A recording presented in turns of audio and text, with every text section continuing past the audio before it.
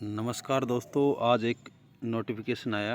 कल सीआरपीएफ संभव का एक संभव ऐप का अपडेशन आया था, तो मैंने आज अपडेट करके देखा तो खोलते ही एक नोटिफिकेशन आया। उस नोटिफिकेशन में समरचंद ट्रांसफ़र 2026 की कुछ नीतियां दिखाई गई हैं कि क्या क्या पॉलिसी रहेगी।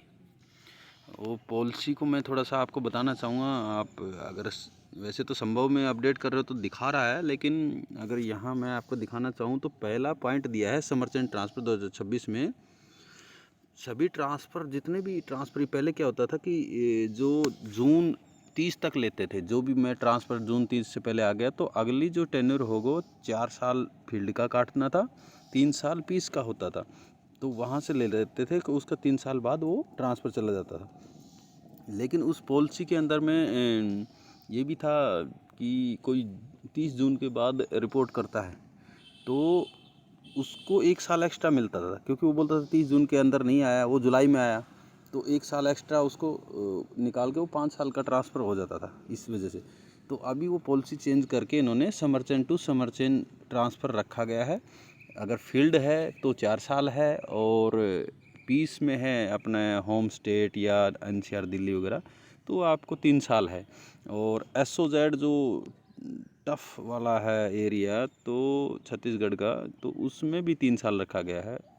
तो इसके अंदर में समरचंद ट्रांसप्लांट का पहला जो पॉइंट दिया समरचंद टू समरचंद होगा। मतलब उसमें ये नहीं है कि आपका जून 30 तक लिया जाएगा तो उसके बाद आपका काउंट होगा, उसके बाद आओगे तो 1 साल एक्स्ट्रा होगा, वो नहीं होगा। आप कभी भी आओ, रिपोर्ट करो यूनिट में, लेकिन आपका जो ट्रांसफ़र पॉलिसी के अनुसार जो ऑर्डर निकला है 2026 का, तो अगले 4 साल फील्ड का काटोगे तो 2030 में आपका ट्रांसफ़र निकलेगा, या आप 30 से आ रहे हो तो 2029 में आपका ट्रांसफ़र निकल जाएगी। ये पहला पॉइंट है। दूसरा पॉइंट है इसका प्राथमिकताएं। जो प्राथमिकता किसको दे, पहले कुल 28 प्राथमिकताएं उपलब्ध होती थी, मतलब 28 चॉइस भरते थे। अब वो कम करके 20 ही चॉइस रख दी गई है। ये दूसरा पॉइंट रखा, ये भी अच्छा है सभी के लिए, तो जानना ज़रूरी है इन चीज़ों के लिए। और प्राथमिक 21 से 28 वैकल्पित होंगी, मतलब आप अपनी चॉइस से भरना चाहो तो भर सकते हो 28 तक, अन्यथा 20 भरोगे तो चलेगा। और जिन्हें अधिकारी ओब्लिक कर्मी अपनी सुविधा के अनुसार भर सकता है, ये बोला गया। तो 3 नंबर पॉइंट में दिया है टेन्योर का। किसी स्टेशन क्लस्टर एनसीआर में 90 दिन से अधिक की ड्यूटी अटैचमेंट सहित निरंतर पदस्थापना, 90 दिनों से अधिक अन्य क्लस्टर में अटैचमेंट टेम्परेरी ड्यूटी रहने की अवधि उसी क्लस्टर के टेन्योर में जोड़ी जाएगी। कई बार क्या होता है, अटैचमेंट ड्यूटी चला जाता है जवान, तो वो 3 महीने से ज़्यादा अगर रुक जाता तो वो उसका टेन्योर उसी में काउंट होगा। ये चीज़ क्लियर है।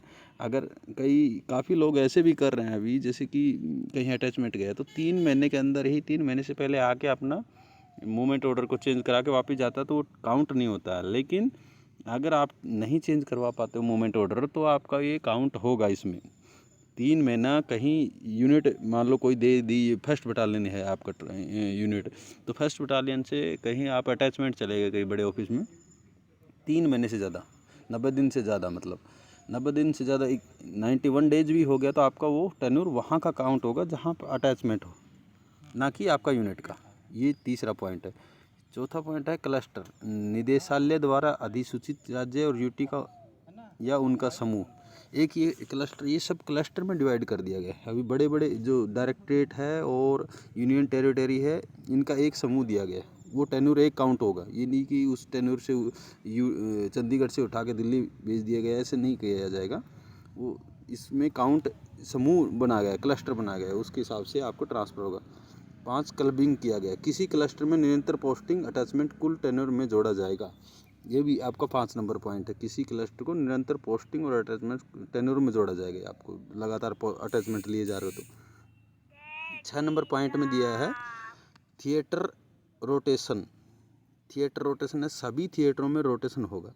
अब थिएटर किस चीज़ को बोला है, ये जैसे ये डिवाइड किया है R1H1, R1H2, R2H2, ऐसे करके ये थिएटर बनाए गए हैं। तो इनमें से सभी थिएटर में रोटेशन होगा। ये नहीं कि एक ही R1H1 में से ट्रांसफ़र चॉइस भर देता है, उसका चॉइस तो फर्स्ट खोलेगा तो वो फिर JNK ले लेता है, तो सेम R1H1 में R1H1 में चला जाता है। तो वो चीज़ इसमें नहीं किया जाएगा। सभी थिएटरों में पोस्टिंग होगी, मतलब आपको पीस में भी मिलेगा, हार्ड में मिलेगा। ये नहीं कि हार्ड से हार्ड काटते रहो। काफ़ी लोग ऐसे होते हैं कि उनको पीस पोस्टिंग काटना ही नहीं होता, तो वो अपना पैसा कमाने के चक्कर में हार्ड से हार्ड ट्रांसफ़र लेते रहते हैं। और उसके ये फ़ायदा मिल जाता था कि वो उसको बेनिफिट मिलता था, पॉइंट्स ज़्यादा होते थे तो उसको पहले चॉइस मिल जाती थी। तो ये चीज़ भी इसको हटाया गया है। और साथ में इसका कूलिंग ऑफ स्टेट क्लस्टर आधार पर लागू कर, ये इस मतलब पोस्टिंग लेने वाले नॉन आरएसएस में भेजा जाएगा। सीधी सी बात है, आपको हार्ड से पीस में दिया ही जाएगा ज़बरदस्ती। ये नहीं कि आप अपनी इच्छा से ज़बरदस्ती हार्ड से हार्ड लेते रहोगे, आपको भी पीस में रहने का मौका दिया जाएगा, या पीस से हार्ड में भेजने का नियम। 7 नंबर पॉइंट में आपको बताया गया है R1H1 नियम। R1H1 यूनिट में लगातार 2 टेन्योर नहीं मिलेगा, सीधा सा पॉइंट है। आप R1H1 के बाद दोबारा R1H1 काटने की इच्छा रखते हो, पैसा कमाने के चक्कर में लोग चले जाते हैं, वो नहीं दिया जाएगा। इस बार ये बंद कर दिया गया है। अभी 8 नंबर पॉइंट में 2 लगातार पोस्टिंग। 2 लगातार पोस्टिंग, किसी थिएटर में 2 लगातार पोस्टिंग के बाद संबंधित कर्मी को उस थिएटर के बाहर पोस्ट किया जाएगा। कई बार क्या होता है, 2 लगातार पोस्टिंग क्या होता है, जैसे हम 36 अब JNK है, JNK से JNK पुलिस मतलब JNK से आप जम्मू आ गए, या फिर उस क्लस्टर में जो भी ये रखा गया है आपका थिएटर में, उसमें लगातार 2 पोस्टिंग बाद आपको चेंज किया जाएगा। किसी थिएटर में 2 लगातार पोस्टिंग के बाद संबंधित कर्मी को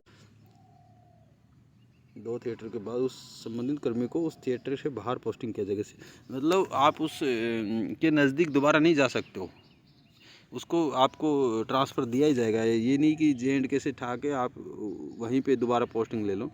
9 नंबर पॉइंट है cooling of home state NCR SOZ cobra police cluster में अगली पोस्टिंग हेतु 6 वर्ष कूलिंग ऑफ होना चाहिए। अब ये देखो, ये सबसे अच्छा किया है। होम स्टेट में काट रहे हो या NCR में काट रहे हो, दिल्ली SOZ छत्तीसगढ़ का जो डेंजर एरिया है उसमें कर रहे हो, या कोबरा या पूर्व क्लस्टर, कोई भी क्लस्टर में हो, अगली पोस्टिंग वापस वहाँ पे लेने के लिए आपको 6 साल की अवधि चाहिए ट्रांसफ़र दोबारा। क्योंकि हम ट्रांसफ़र 4 साल बाद जाते हैं, तो सेम पोस्टिंग अगली उसमें नहीं ले सकते हो, वहाँ से दूसरी जगह जाना होगा, और जाके 4 साल फिर निकालेगा, फिर 3 साल निकाल के, मतलब 6 साल में तो ट्रांसफ़र होगा नहीं, तो 4 और 3 7 साल बाद ही आप दोबारा से वहाँ पे उसमें ले सकते हो। पीस लेना है तो दूसरी जगह देगा, आपके होम स्टेट या वहाँ पे नहीं देगा, वो चीज़ दिया गया है।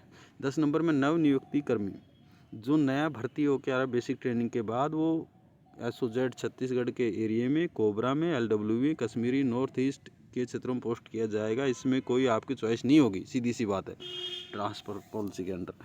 दूसरे टेनर में AB और VSG SDG में पोस्टिंग की जाएगी।